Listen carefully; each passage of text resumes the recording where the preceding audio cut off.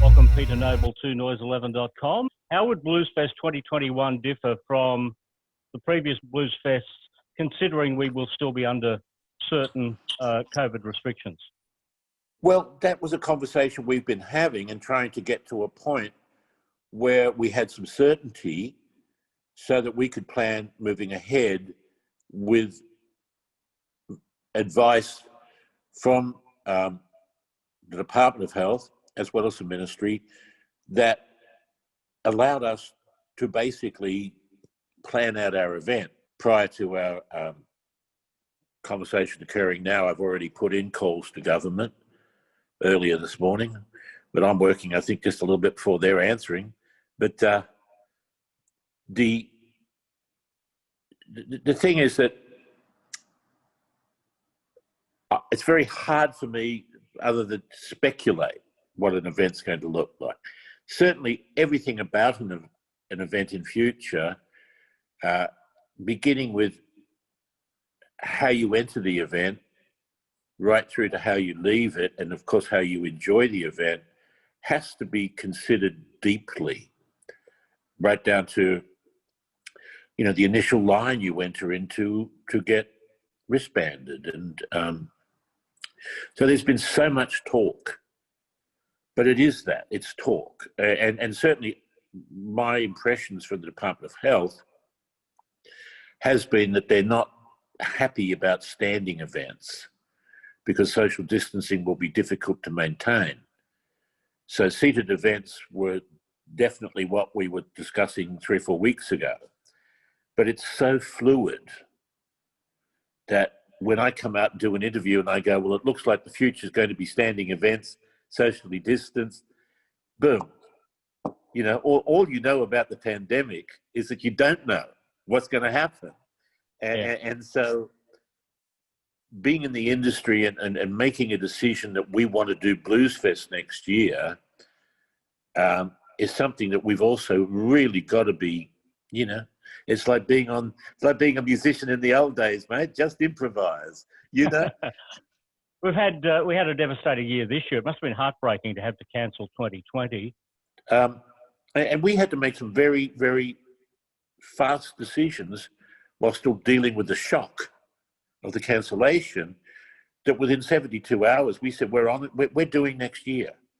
And because to me, you can't just say you're coming back without a plan. And our first plan was to get our people paid and to go to the artists, and particularly international artists, and go, well, look, you know, what do you want to do here? And all of those that said, we will agree to reschedule to next year, I said, thank you. And I will do my bloody best to deliver it for you. Because they showed integrity, and so will I. And as it becomes clearer that our borders may not open up, then obviously future discussions will have to take place with those people. But we always said from the beginning, if the Americans or the English can't come, or whatever nation they may be from, then we will book the best Aussies on the bill. As much as I can't tell you today what Bluesfest is going to look like, how much smaller it's going to be, to me, it's not about anything other than finding the way to be a part of the return of the live Australian music industry, for everybody's sake, to shine a light, to show forward movement and positivity. It's not about money. It's about me being in an industry that anybody that knows, I've been in this business since the mid-60s. Oh, God, I can't even tell you how long I've been in it. But this industry's given me a great life. And now's the time to repay. We'll make it happen. We've got already a great Australian lineup. You've got Jimmy Barnes in there, Teskey Brothers, John Butler, Xavier Rudd, Cat Empire, Kev Carmody, Troy Casadale, Briggs, Russell Morrissey and Moss, Casey Chambers, Waves, Hayes, Cody. I could go on there.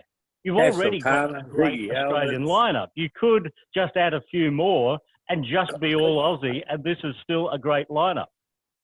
You know what it did? It made me go something. Peter, you've been a bit remiss over the years. You always, because blues started in America, and we tend to think that having the overseas headliners, the Dave Matthews bands and people like that are good for business, and they generally are. Alanis Morissette, but then I went, Peter, you've been remiss here. You should have always been booking more Aussies. To see Nathan Cavalieri on this list is great stuff. Yeah, well, Nathan's been getting some attention recently. With his Australian story piece on the ABC, but Nathan's band. What was that called? Colin the Kings. He didn't even call himself Nathan Cavalieri. Mate, they were fantastic. And then he disappeared on me again.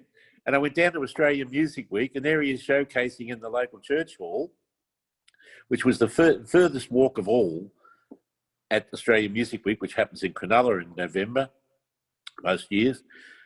And there's nobody there, 10 people. And I'm just going, I'm going to book you.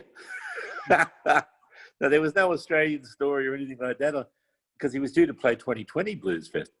But because, he's got something. And I guess that incredible pressure of being a child star has not always worked well for him in his ability to sort of just get up there and be Nathan Cavalieri. But because the guy's a great guitar player. He wasn't, he wasn't just a child prodigy. He was great then, and he's still great.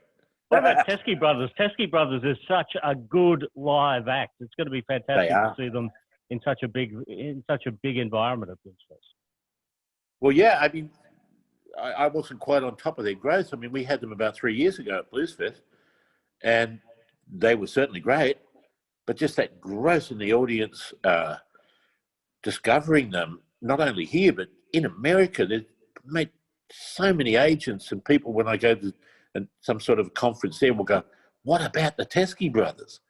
I mean, those guys are poised. And the fact that Corona might stop them touring for a relatively short period of time, a year or something, will probably create even more demand. There's something special going on there, and that band's going to be big, in my opinion. Regardless of what happens in 2021, you've done a fantastic service to the industry over the years, and thank you from all of the industry for what you've done. We look forward to a massive 2020, and it might be all Australian, it might not, but it's going to still just be Bluesfest. Well, look, may I say just one thing? For all those people out there that are in the industry, that you may be doing it tough, but you know what? This will pass. Even, who said that? Oh, George Harrison. But it will pass. And our industry will come back.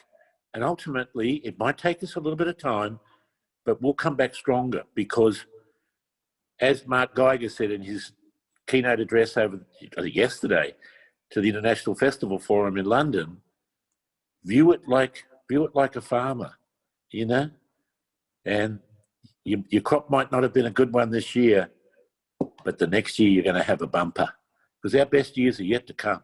They really are. Thank you. Peter, great to talk to you. Same here, mate. Good to see you again.